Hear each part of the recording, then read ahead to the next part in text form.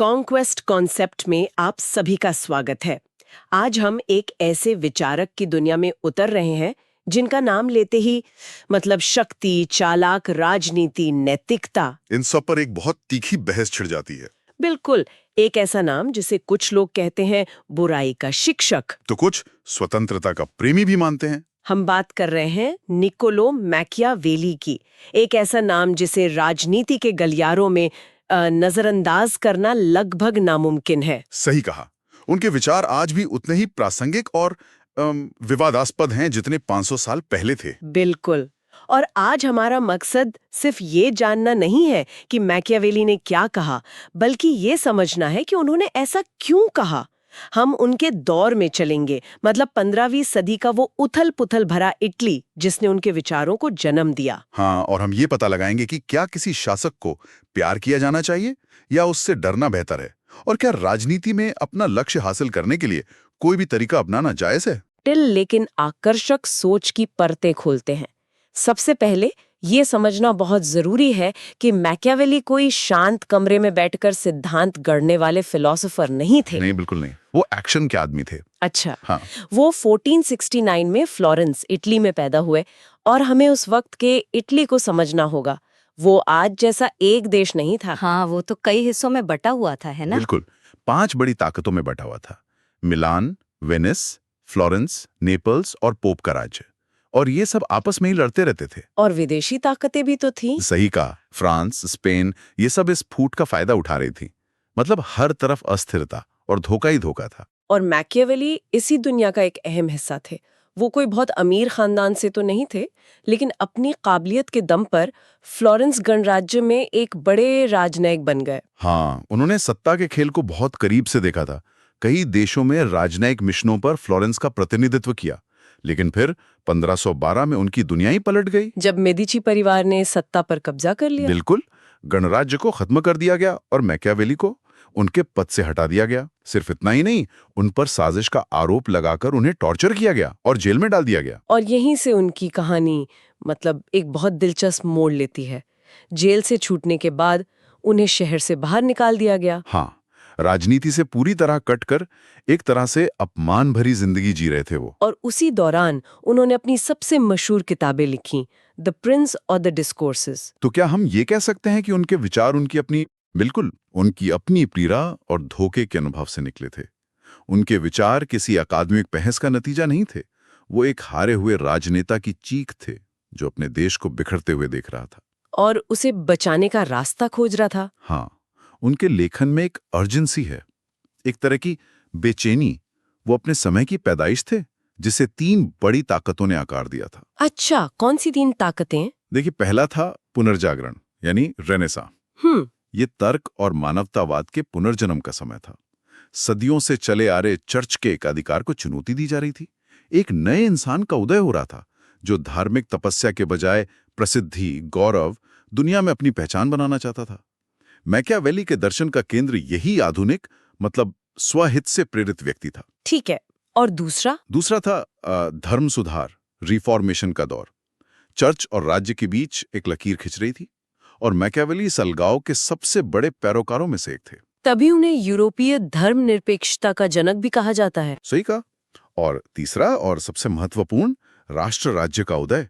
वो देख रहे थे कि फ्रांस और स्पेन कैसे मजबूत एकीकृत देश बन रहे हैं, जिनकी अपनी सेना है, अपनी भाषा है, एक शक्तिशाली राजा है।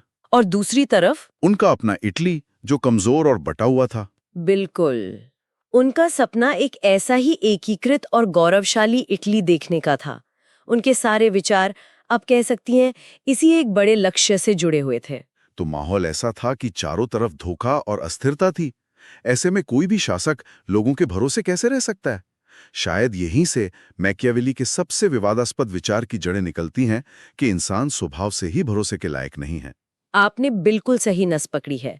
जहां ज्यादातर विचारक, प्लेटो से लेकर उस समय के ईसाई विचारकों तक, मानते थे कि इंसान मूल रूप से अच्छा है और उसे बेहतर बनाया जा सकता है। हाँ, मैकियावेली में इस पूरी परंपरा को उलट दिया। उन्होंने कहा कि इंसान मूल रूप से स्वार्थी, लालची, डरपोक और कृतघ्न होता है। उनका एक मशहूर कथन है जो सच में रोंगटे खड़े कर देता है। लोग अपने पिता की मौत को भूल सकते हैं लेकिन अपनी संपत्ति का नुकसान नहीं भूल सकते। ये तो मानव स्वभाव पर बहुत ही निराशावादी नजरिया है। ये निराशावादी नहीं बल्कि उनकी नजर में यथार्थवादी था। उन्होंने इसे सार्वभौमिक अहंकार या यूनिवर्सल इगोइज्म कहा। उनका मानना था कि इंसान को जोड़ने वाली सबसे बड़ी ताकत प्यार या वफादारी नहीं है। तो फिर क्या है? डर और स्वार्थ।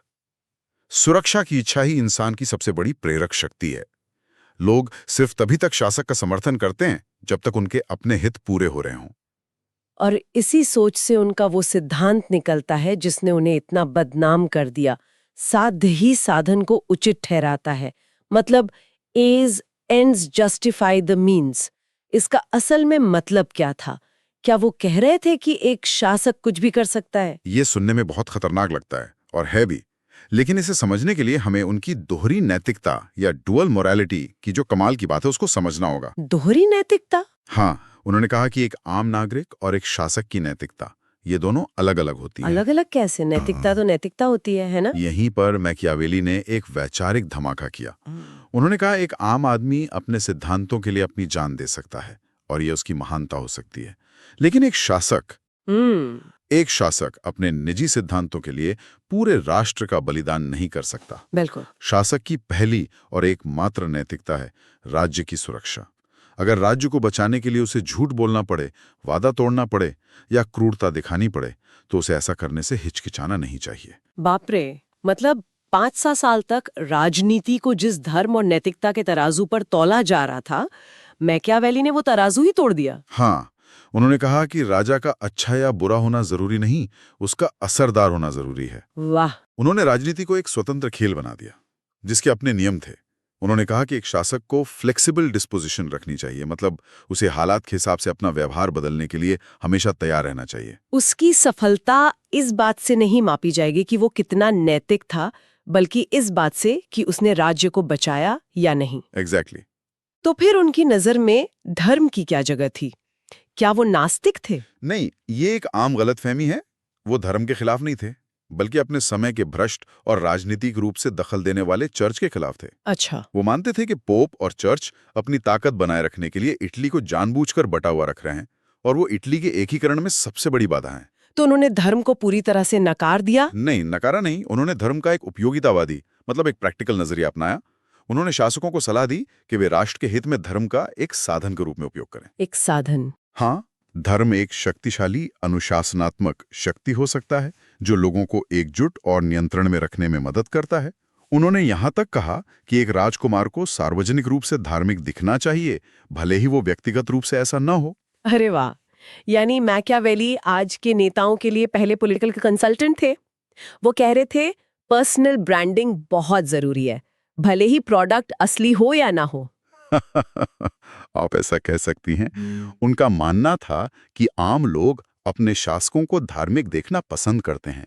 इससे शासक की छवि अच्छी बनती है और लोगों का उस पर भरोसा बढ़ता है। तो धर्म उनकी नजर में व्यक्तिगत आस्था का विषय कम और राजनीतिक शासन का एक उपयोगी उपकरण ज्यादा था। बिल्कुल सही। ठीक है, तो शासक को स्वार्थी इंसानों पर राज करना है, जरूरत पड़ने पर नैतिकता को ताक पर रखना है, तो फिर एक सफल शासक में गुण क्या होने चाहिए? यहीं पर उनका वो शेर और लोमड़ी वाला मशहूर आइडिया आता है। हाँ, और ये सिर्फ एक कहावत नहीं है, ये एक पूरी रणनीति है। उन्होंने कहा कि एक राजकुमार को लोमड़ी की तरह चालाक और शेर की तरह बहादुर होना चाहिए। लेकिन शेर और लोमड़ी, ये दोनों गुण तो एक साथ मिलना मुश्किल है। जो ताकतवर होता है वो अक्सर चालाकी को कम आंकता है। बिल्कुल, और यही मैकियावेली का जीनियस था। उन्होंने पहचाना कि इतिहास ऐसे राजाओं से भरा पड़ा है जो सिर्फ शेर थे, मतलब बहुत बहादुर और ताकतवर, लेकिन वो दुश्मनों के बिछाए जाल में फंस गए। और ऐसे भी हुए होंगे जो सिर्फ लोमड़ी की तरह चालाक थे। हाँ, और जब खुला हमला हुआ तो वो खुद को बचा नहीं पाए। तो मतलब लोमड़ी बनो ताकि जाल को पहचान सको और शेर बनो ताकि भेड़ियों को डरा सको। एकदम सही। शासक को लोमड़ी की तरह चालाक होना चाहिए ताकि वो साजिशों को समझ सके और उनसे बच सके, और उसे शेर की तरह शक्तिशाली होना चाहिए ताकि वो बाहरी खतरों और खुले दुश्मनों से अपनी रक्षा कर सके। असली सत्ता इन दोनों के संतुलन में है, सिर्फ ताकत में नहीं। और यहीं पर उनका एक और कठोर लगने वाला विचार आता है, प्यार किए जाने की तुलना में डरा जाना कहीं ज्यादा सुरक्षित है। जब मैंने ये पहली बार पढ़ा था तो मुझे लगा कि ये तो तानाशाही की सीधी सीधी वकालत है। ये कठोर लगता है, लेकिन इसके पीछे उनका तर्क फिर से मानव स्वभाव की उनकी समझ पर आधारित है। उनका कहना था कि प्यार एहसानों पर टिका होता है और इंसान स्वार्थी होने के कारण मुश्किल समय में उस एहसान को भूल जाता है। लेकिन डर सजा के खौफ पर टिका होता है और ये खौफ इंसान को कभी नहीं छोड़ता। क्या ये बातें उस इंसान के मुंह से निकल रही हैं जिसे खुद सत्ता ने धोखा दिया था, जिसे साजिश का शिकार बनाकर जेल में डाल दिया गया था? शायद वो जानते थे कि सिर्फ प्यार और वफादारी पर भरोसा करने का अंजाम क्या होता है। निश्चित रूप से उन्होंने ये भी साफ किया कि शासक को खौफ पैदा करना चाहिए, नफरत नहीं। अच्छा, इसमें क्या फर्क है? बहुत बड़ा फर्क है। लोगों को उससे डरना चाहिए, लेकिन घृणा नहीं करनी चाहिए। और ऐसा करने का तरीका यह है कि वो लोगों की संपत्ति और उनकी औरतों से दूर रहे। जब तक लोगों की निजी जिंदगी में दखल ना दिया जाए, वो डर के साये में जीने को तैयार रहते हैं। और बल प्रयोग के बारे में क्या शासक को हमेशा क्रूर होना चाहिए? नहीं, उन्होंने कहा कि बल का प्रयोग सोच समझकर और निर्णायक रूप से किया जाना चाहिए। जब हमला करो तो ऐसा करो कि दुश्मन पूरी तरह से कुचल जाए, ताकि उसमें बदला लेने की कोई गुंजाइश ही न बचे। बिल्कुल। अधूरा छोड़ा गया दुश्मन सबसे खतरनाक होता है। क्रूरता एक बार में तेजी से की जानी चाहिए ताकि लोग उसे जल्दी भूल जाएं। ये सब सुनने में बहुत कैलकुलेटेड लगता है, जैसे कोई शतरंज का खेल हो। उन्होंने फॉर्चून यानी नियति के बारे में भी बात की थी। इसका क्या मतलब था? फॉर्चून से उनका मतलब उन चीजों से था जो इंसान के नियंत्रण से बाहर होती हैं, जैसे किस्मत, हालात या अचानक होने वाली घटनाएं। उन्होंने कहा कि हमारी आधी जिंदगी हमारे काबू में होती है, लेकिन बाकी आधी किस्मत के हाथ में। तो फिर इसका समाधान क्या है? हाथ पर हाथ धर कर बैठ जाए? नहीं, यहीं पर मैकियावेली का एक और दिलचस्प रूपक आता है। उन्होंने किस्मत की तुलना एक उफनती हुई नदी से की जो सब कुछ तबाह कर देती है। लेकिन एक बुद्धिमान व्यक्ति बाढ़ आने से पहले ही बांध और नहरें बना लेता है ताकि तबाही को रोका जा सके। इसी तरह एक बुद्धिमान शासक अच्छे समय में ही बुरे समय की तैयारी कर लेता है। और उन्होंने किस्मत की तुलना एक औरत से भी की थी, है ना? हाँ, और ये उनके समय के हिसाब से बहुत विवादास्पद था। उनका कहना था कि किस्मत भी बहादुर और हिम्मत वाले लोगों को पसंद करती है, डरपोक लोगों को नहीं। तो हाथ पर हाथ धरकर मत बैठो, आगे बढ़ो और किस्मत को अपने काबू में करने की कोशिश करो। एक मिनट, यहाँ एक बात मुझे हजम नहीं हुई। एक ही आदमी दो बिल्कुल उल्टी बातें कैसे लिख सकता है? अपनी किताब द प्रिंस में वो एक निरंकुश शक्तिशाली शासक की वकालत कर रहे हैं। हाँ, जो उन्होंने मेडिची शासक को समर्पित की थी। और अपनी दूसरी किताब द डिस्कोर्सेस में वे गणतांत्रिक सरकार मतलब रिपब्लिक की जमकर तारीफ करते हैं, जहां लोगों का शासन हो। क्या वो खुद कंफ्यूज थे? ये सवाल बहुत से लोगों को परेशान करता है और पहली नजर में ये एक बड़ा विरोधाभास लगता है। लेकिन अगर हम इसे गहराई से देखें तो ये विरोधाभास नहीं, बल्कि उनका गहरा यथार्थवाद है। अच्छा, वो कैसे? मैकियावेली का मानना था कि सरकार का स्वरूप समाज की स्थिति पर निर्भर करता है। इसे थोड़ा और समझाइए। उनका मानना था कि उनके समय के इटली जैसे भ्रष्ट, विभाजित और नैतिक रूप से गिरे हुए समाज के लिए, जहां कानून का कोई सम्मान नहीं है, वहां व्यवस्था बहाल करने के लिए एक निरंकुश और शक्तिशाली शासक ही एकमात्र रास्ता है। मतलब पहले जख्म पर पट्टी बांधनी जरूरी है, चाहे उसके लिए मरीज को दर्द ही क्यों ना देना पड़े। बिल्कुल। द प्रिंस एक तरह से इमरजेंसी रूम के डॉक्टर का मैनुअल है। और गणराज या लोकप्रिय सरकार एक आदर्श स्थिति में सबसे अच्छी होती है। एक ऐसे समाज में जहां नागरिक सद्गुणी हों, देशभक्त हों और कानून का सम्मान करते हों। तो द प्रिंस एक बीमार राज्य के इलाज के लिए है, जबकि द डिस्कोर्सेस एक स्वस्थ और स्थिर समाज के लिए एक आदर्श है। मतलब उनका अंतिम लक्ष्य एक ही था, एक मजबूत और स्थिर इटली। हाँ, बस साधन परिस्थितियों के अनुसार बदल सकते थे। तो 500 साल बाद मैकियावेली की विरासत क्या है? हम उन्हें आज कैसे याद करते हैं? मैकियावेलियन शब्द तो आज भी धोखेबाजी और चालाकी के लिए इस्तेमाल होता है। हाँ, और ये शायद उनके साथ सबसे बड़ा न्याय है। उन्हें निर्विवाद रूप से राजनीतिक यथार्थवाद का जनक माना जाता है।